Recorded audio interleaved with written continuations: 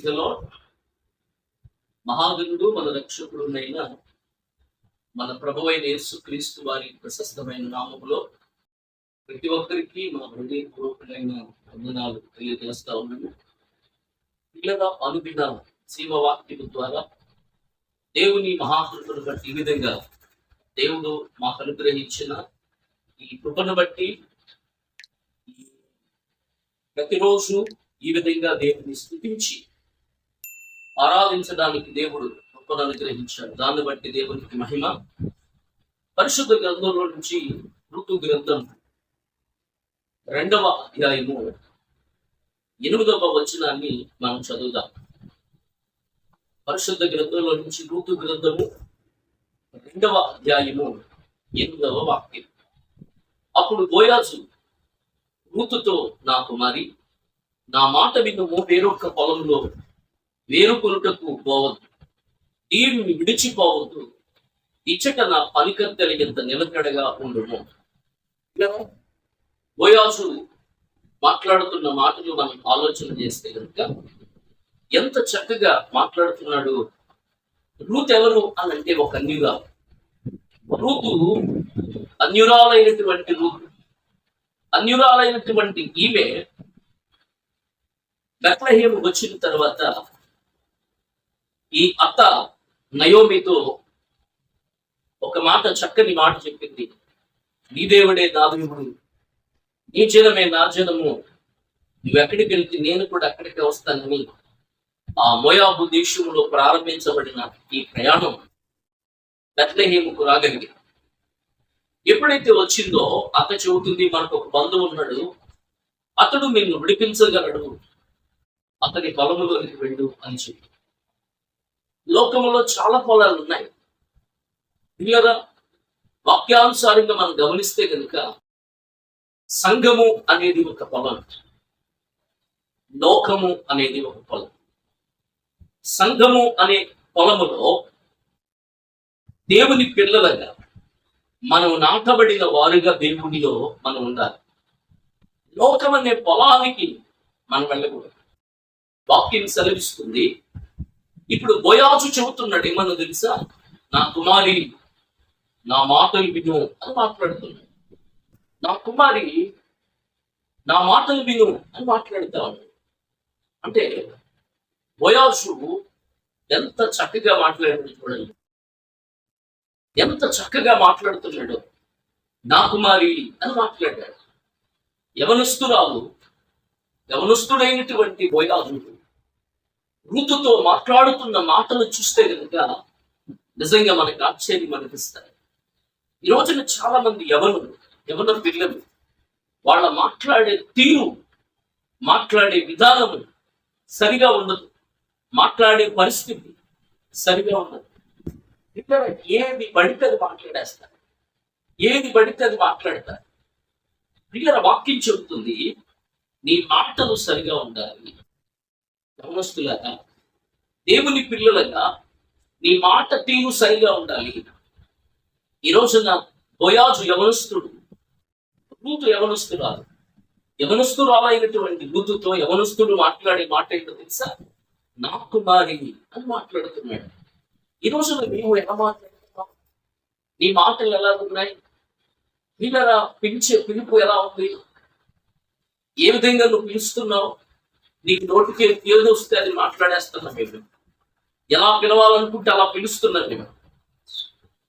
దేవుడు ఇక్కడ వాక్యం సెలవిస్తుంది. బోయాజు చెబుతున్నాడు, నా కుమారి, నా కుమారి అని మాట్లాడుతూ ఉన్నాడు.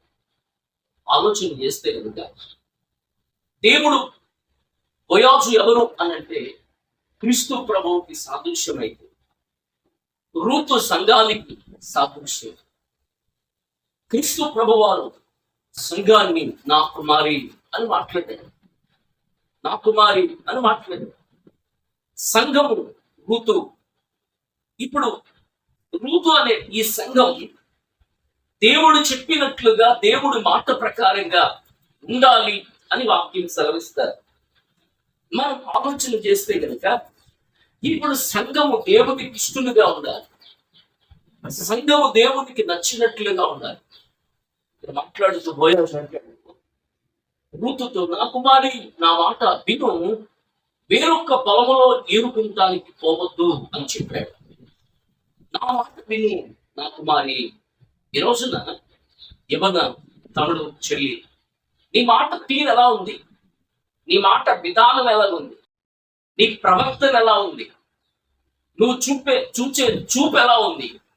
పిల్లరా, వేలాకోల మాటలు, ఎక్కడెత్తలు, నీ చూపులో సరైన పరిస్థితి లేదు, ప్రవర్తనలో పరిశుద్ధత లేదు. ఆలోచన చేస్తే కనుక యవనస్తుడైనటువంటి బోయాజు రూతుతో అంటున్నాడు, నా కుమారి అని మాట్లాడు. ఎంత చక్కని మాట, నా కుమారి, నా కుమార్తె. నిజమే. ఈ రోజున దేవుని వాక్యం మనం ఆలోచన చేస్తే యవన పిల్లలు దేవుని మాట వినకుండా లోక పాపములు భయంకరమైన పరిస్థితుల్లోకి వెళ్ళిపోతూ జీవితాన్ని నాశనం చేసుకుంటున్నారు. ఈ రోజున నీ పరిశుద్ధత విషయంలో, నీ ప్రవర్తన విషయంలో, నీ మాటలు, నీ చూపుల విషయంలో జాగ్రత్త. ఆలోచన చేస్తే కనుక, నా కుమారి నా మాట విను, వేరొక్క పొలములో ఏరుకునడానికి వెళ్ళొద్దు. వేరొక్క పొలం లోకము, వేరొక్క పొలము లోకము. లోకం అనేటటువంటి పొలములో ఈ రోజు నువ్వు ఏరుకోవడానికి వెళితే భయంకరమైన పరిస్థితికి వెళ్ళిపోతావు, భయంకరమైన స్థితికి వెళ్ళిపోతావు.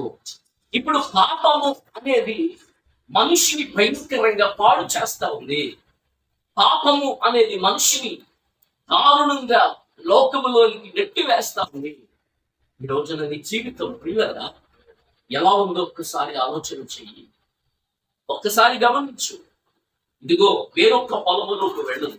ఎక్కడ నీకు పరిశుద్ధత ఉందో, ఎక్కడ నీకు ఆత్మీయ ఆహారం దొరుకుతూ ఉందో, ఎక్కడ నీ ఆత్మకు తృప్తి కలుగుతుందో అని విడిచిపెట్టద్దు, దానిని వదిలిపెట్టద్దు.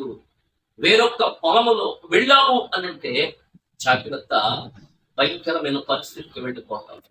కనుక దేవుని వాక్యం చెబుతుంది, వేరొక్క పొలములోనికి వెళ్ళొద్దు, వేరొక్క పొలములోనికి వెళ్ళొద్దు, దీనిని విడిచి వెళ్ళొద్దు. ఎచ్చటనే నా పనికత్తెల యొద్ద నిలకడగా ఉండు. ఎచ్చటనే నా పనికత్తెల యొద్ద నిలకడగా ఉండు. ఈ రోజున ఆత్మీయతలో నిలకడలేదు, పరిశుద్ధతలో నిలకడలేదు, ప్రవర్తనలో నిలకడలేదు, జీవితంలో నిలకడలేదు, మాట్లాడే మాటల్లో నిలకడలేదు. జీవితం ఒక్కసారి గమనించు. ఎలా ఉంది నీ బ్రతుకు? ఎలా ఉంది నీ జీవితం? ఎలా ఉంది నీ స్థితి? ఆలోచన చేయి పిల్లల. దేవుణ్ణి వదిలిపెడుతున్నామేమో, సహవాసాన్ని వదిలిపెడుతున్నామేమో, సంఘాన్ని వదిలిపెడుతున్నామేమో, పరిశుద్ధతను వదిలిపెడుతున్నామేమో.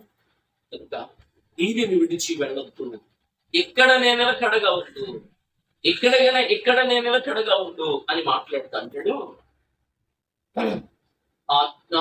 చేను కోసే వారితో ఆయన చెబుతున్న మాట ఏంటో తెలుసా? ఏమంటున్నాడు అనంటే, ఈమెను ముట్టొద్దు అని మాట్లాడాడు, ఈమెను తాకొద్దు అని మాట్లాడాడు. అంటే యవనస్తురాల విషయంలో, రూతు విషయంలో ఒక బాధ్యతను కలిగిన వాడు, బాధ్యతను కలిగిన వాడు. అనేక మంది జీవితాల్లో దేవుని వాక్యానికి నీ మనసు ఇవ్వకుండా ఇష్టానుసారంగా, లోకానుసారంగా బ్రతికేస్తున్న నీ బ్రతుకు అర్థమేంటో తెలుసా? దేవుణ్ణి వదిలిపెట్టకూడదు, సంఘాన్ని వదిలిపెట్టకూడదు, సహవాసాన్ని వదిలిపెట్టకూడదు, పరిశుద్ధతను వదిలిపెట్టకూడదు, నీతిని వదిలిపెట్టకూడదు. సహవాసాన్ని వదిలిపెడుతున్నాయి. రక్షింపబడిన తర్వాత ఆ రక్షణను, మొదట్లో ఉన్న ఆ జీవితాన్ని వదిలిపెట్టి మరలా లోకం, పాపం, శాపంలో వెళ్ళిపోయాడు. ఇంక దేవుడు అంటాడు, వయసు అంటాడు, దీనిని వదిలిపెట్టద్దు, దీనిని విడిచిపెట్టద్దు.